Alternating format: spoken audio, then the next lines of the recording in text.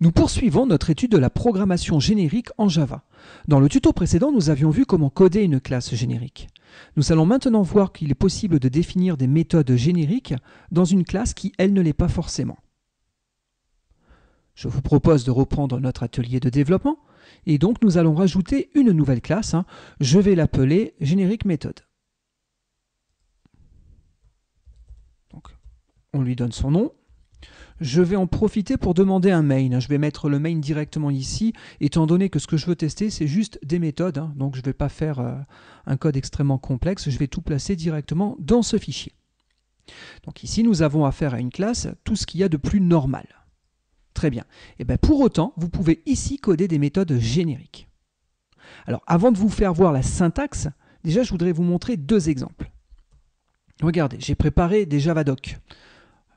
Ici, vous avez la Javadoc du Java EE, la plateforme Java EE. Alors, je ne sais pas si vous avez déjà un petit peu regardé cette plateforme. En gros, c'est du Java. Le Java EE, il faut savoir, il complète le Java SE. Et il fournit tout un ensemble de packages pour définir des applications web principalement et des applications plus généralement appelées dites d'entreprise. Je passe pour le moment. Dans cette API, dans cet ensemble d'API, vous y retrouvez un module qui s'appelle JPA. Java Persistence API. Il s'avère que c'est une surcouche à JDBC. JDBC, c'est la couche de base pour l'accès à la base de données. JPA, c'est une couche d'abstraction par-dessus JDBC.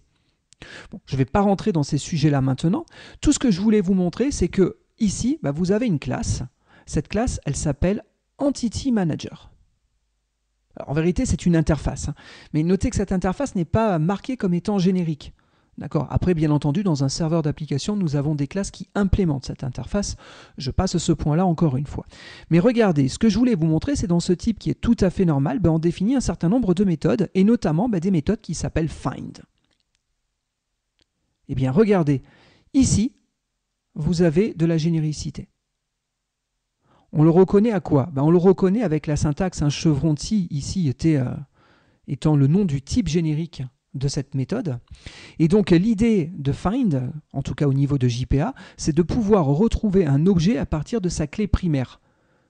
Vous avez des données qui sont dans une base de données, vous avez une table par rapport à des articles, pourquoi pas. Vous avez l'article 15 qui correspond, je ne sais pas, à une clé USB que vous voulez vendre sur votre site de vente en ligne. Imaginons.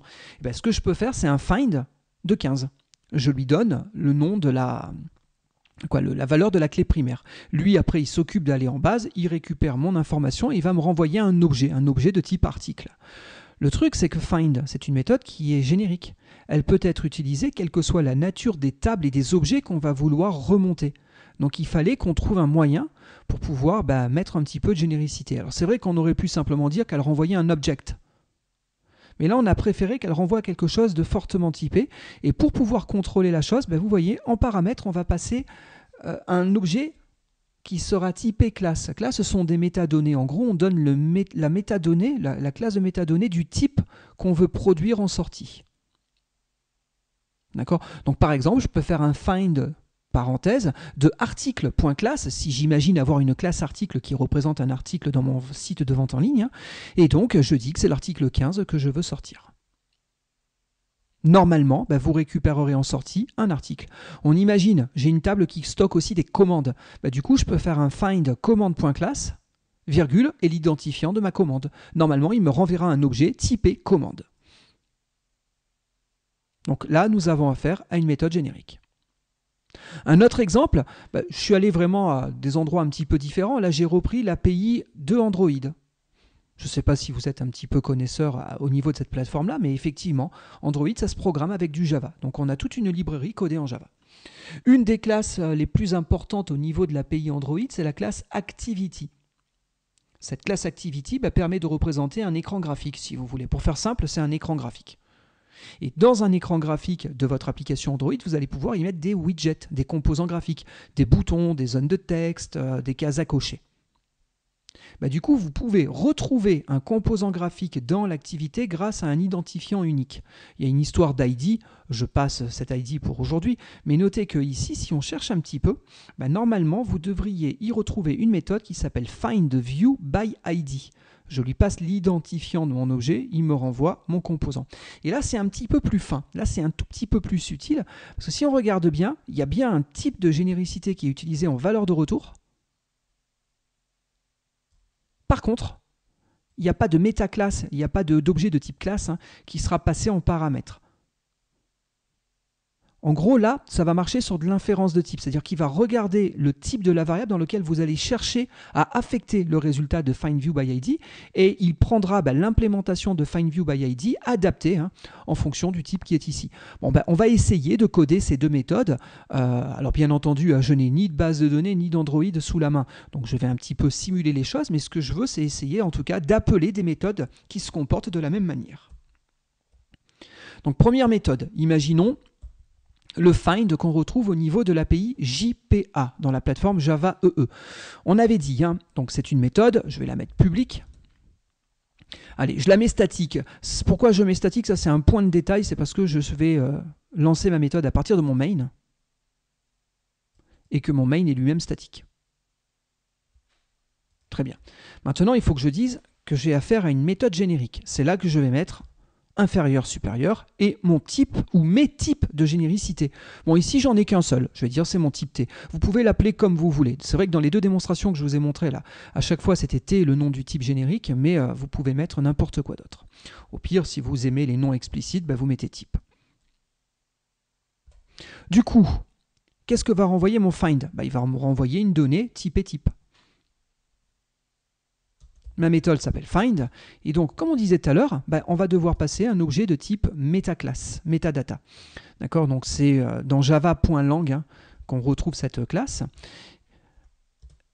Je vais l'appeler metadata, sauf que la classe elle est générique.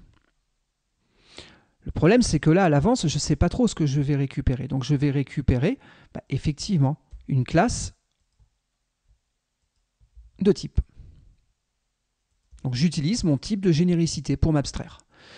Il me faudra aussi une clé primaire. Je vais simplifier les choses. On va imaginer que la primary key, ce soit un entier. Bon, sachant que je ne vais même pas m'en servir normalement dans le scénario que j'ai en tête, je ne vais même pas utiliser le paramètre. Bon, pour que ça compile momentanément, regardez, je fais un return nul, comme ça il est content.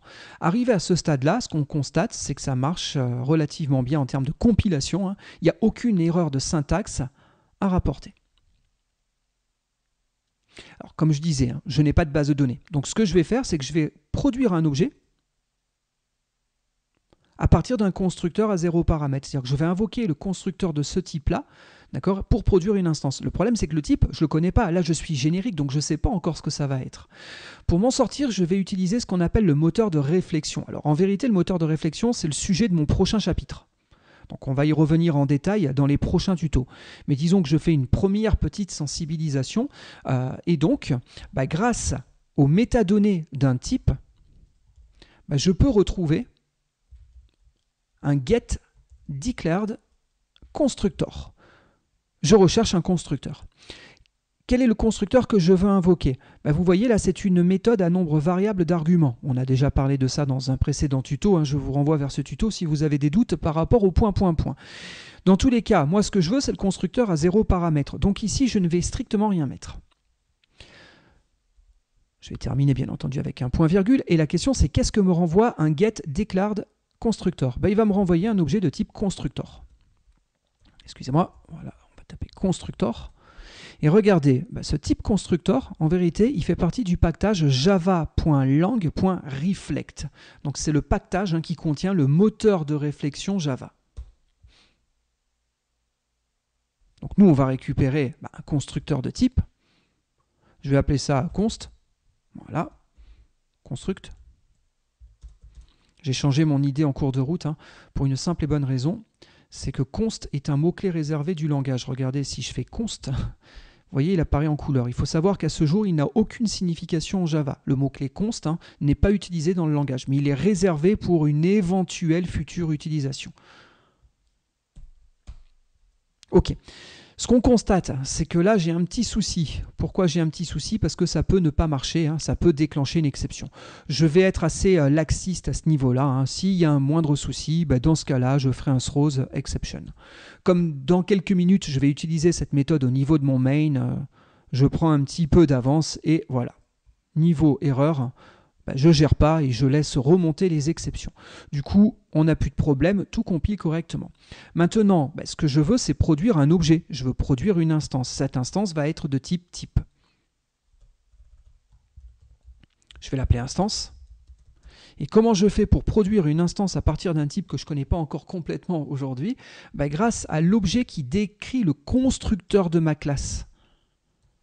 Je peux lui demander de produire une nouvelle instance. À partir de là, vous avez encore une fois une méthode à nombre variable de paramètres. En gros, le nombre de paramètres ici doit matcher avec le nombre de paramètres à ce niveau-là. Là, on a dit que je voulais un constructeur à 0 paramètres. Quand je l'invoque, ici, j'invoque mon constructeur. Quand j'invoque ce constructeur à 0 paramètres, j'y passe 0 paramètres. Sans quoi, j'aurai un souci en termes de compilation. Et d'exécution, surtout. Là, ce ne serait pas une erreur de compile, ce serait une erreur d'exécution. Regardez, je reprends l'objet que je viens de produire, vous voyez, je le renvoie à ce niveau-là.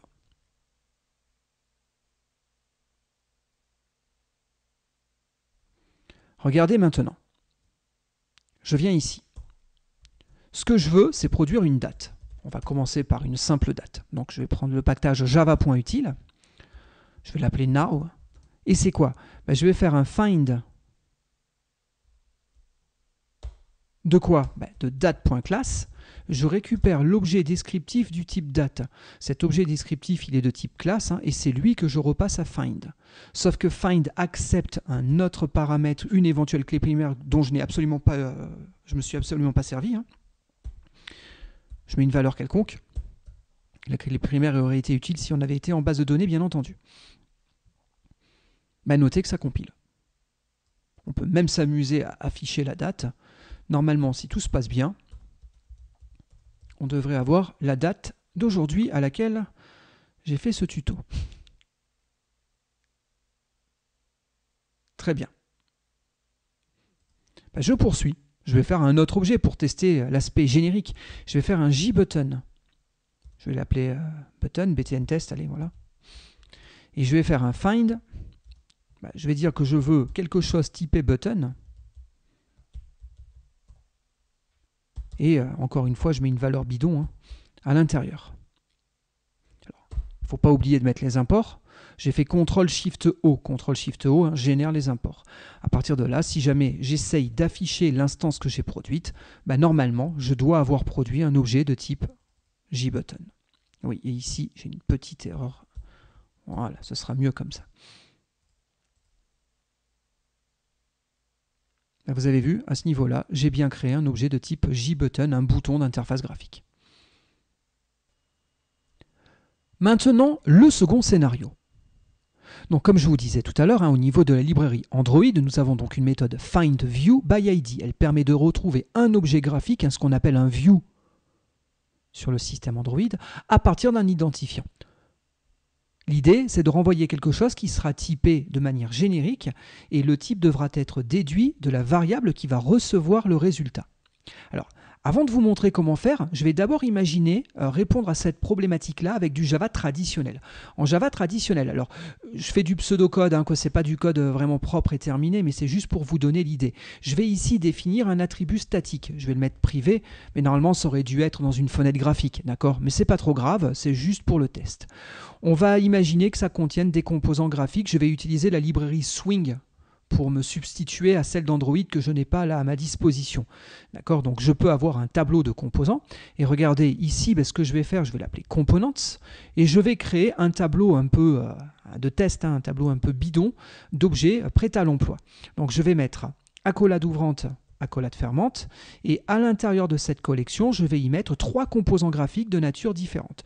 Je vais d'abord y mettre un JButton, donc un bouton d'interface graphique. Click me.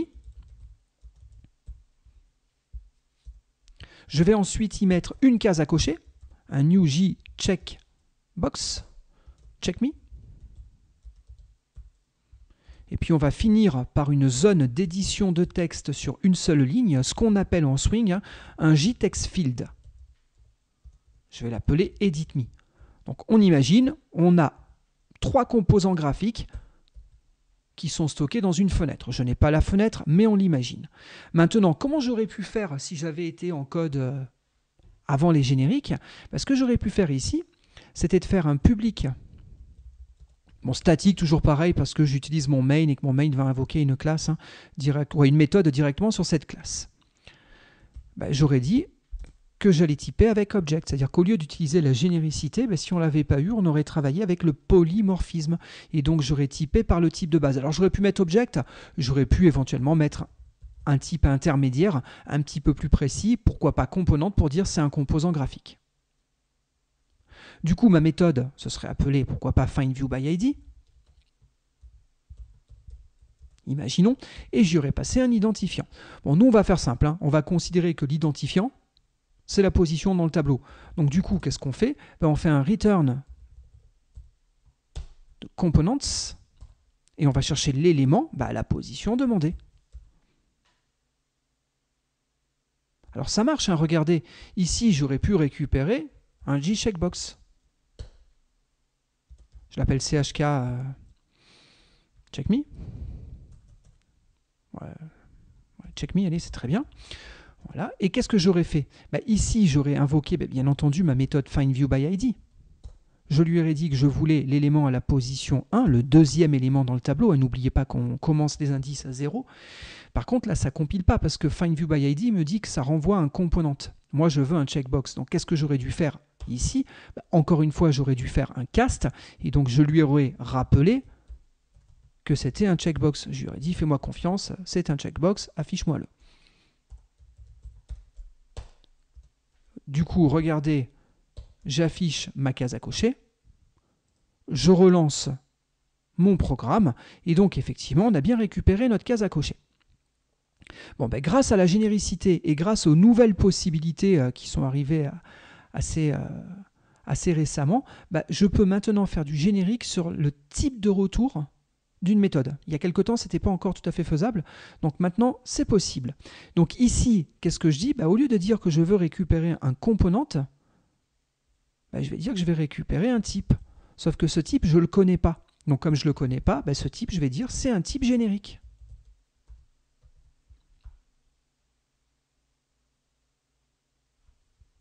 Du coup, ici, je renvoie bien un élément à une position donnée. D'accord, mais il me dit, là, je ne sais pas ce que c'est. Type, on ne le connaît pas. C'est pas grave, ici, je vais caster en type. C'est-à-dire que je suis en train un petit peu de changer les choses. Au lieu d'avoir le cast à ce niveau-là, j'embarque le cast directement dans ma fonction. Comme ça, de l'extérieur, j'aurais pu utiliser ce cast. Alors là, il vous dit, c'est un peu touchy, parce qu'il vous dit, je ne suis pas complètement sûr que votre type générique il soit bien compatible avec ce que vous allez recevoir. Ce qu'on lui dit, c'est suppress warning, fais-moi confiance. Et tout ce qui est unchecked, moi je lui dis, là, j'ai réfléchi, et je suis sûr de mon résultat. C'est unchecked ou unsafe, je ne sais plus. J'ai un petit trou de mémoire sur le nom de l'élément. Voilà, non, c'était bien unchecked. J'ai du mal à l'écrire tout à l'heure. Et non, c'est parce que simplement, il m'en rajoute un autre. Non, il y est. Unchecked. Voilà, donc j'avais simplement pas enregistré. Il a été un petit peu lent, là, c'est Eclipse qui m'a induit en erreur. Il a mis quelques temps avant de valider ça. Donc j'avais bien le bon nom dès le départ. Donc c'est très bien. Donc on lui dit, fais-nous confiance, là ce cast, il est certain. D'accord. Et donc à ce niveau-là, maintenant je fais jouer le générique. Et donc le findViewById, on va affecter sa valeur de retour à quelque chose qui est typé checkbox. Donc là, lui, il va nous demander à récupérer quelque chose de type checkbox, et donc ce type là va être substitué par le type qui est ici. Du coup, ça permet de simplifier les librairies pour tout le monde. Depuis qu'au niveau d'Android, ils ont enlevé Object, quoi. À l'époque c'était View, c'était le type de base View. Mais depuis qu'ils l'ont remplacé par du générique, bah, ça permet d'alléger considérablement les écritures. Parce que regardez, je ne l'avais peut-être pas dit, mais si on reprend un navigateur et que là je cherche Android Find View by ID, il y a de très très fortes chances que vous retrouviez des exemples où systématiquement on avait des castes. Pourquoi? Parce qu'en API, jusqu'à l'API 25, c'était comme ça. C'est-à-dire que Find View by ID renvoyait quelque chose qui était typé View, View étant le type de base de tout composant graphique Android. Bon, depuis l'API 26, ils ont permis l'utilisation du générique donc sur le Find View by ID, et donc du coup, tous ces castes-là deviennent purement et simplement inutiles. Donc ça, c'est du vieux code. Aujourd'hui, on n'a plus besoin de le coder comme ça. Si vous cherchez du Find View by ID without cast, certainement qu'on va trouver des choses à ce sujet-là, et donc maintenant, il n'est plus nécessaire de transformer le type. Pourquoi? Parce qu'on a du type générique. Voilà, donc ça c'était l'ancienne signature, la définition avant l'API 26, et depuis l'API 26, on a ça. Et du coup, regardez, là on nous montre ce que je voulais finir par rajouter, c'est qu'on peut être un petit peu plus fin, parce que là, pour le moment, j'aurais pu écrire quelque chose du genre date, D égale find view by ID, de un indice quelconque. Ça, normalement, ça peut passer. Sauf que date, ce n'est pas un composant graphique. Donc normalement, il y a peu de chances qu'on retrouve quelque chose de type date à ce niveau-là. Donc ici, d'accord, si je veux, je peux renforcer mon contrôle de typage. Et je peux lui dire que le type de généricité, ce sera n'importe quoi, mais pour peu que ce soit à minima un composant. Et là, cette fois-ci, ça ne compile plus. Il me dit, attendez, vous êtes gentil, mais une date, ce n'est pas un composant graphique. Et donc, cannot convert component to date. Bon, et bien voilà pour ces syntaxes un petit peu particulières, donc qui nous permettent de définir des méthodes génériques, mais qui sont portées par des classes qui, elles, ne le sont pas. Donc c'est une possibilité que le langage nous offre et qui est largement utilisée au gré des différentes librairies. C'est ce que j'ai aussi essayé de vous montrer au travers de ces 2 pages de documentation. L'une sur la librairie JPA de Java EE et l'autre sur la librairie Android qui nous permet la manipulation des écrans graphiques. Bon, j'espère que ces quelques explications ont été claires. Je vous remercie de votre attention et je vous dis à très vite pour le prochain tuto qui, je vous le rappelle, discutera du moteur de réflexion Java. Allez, à bientôt!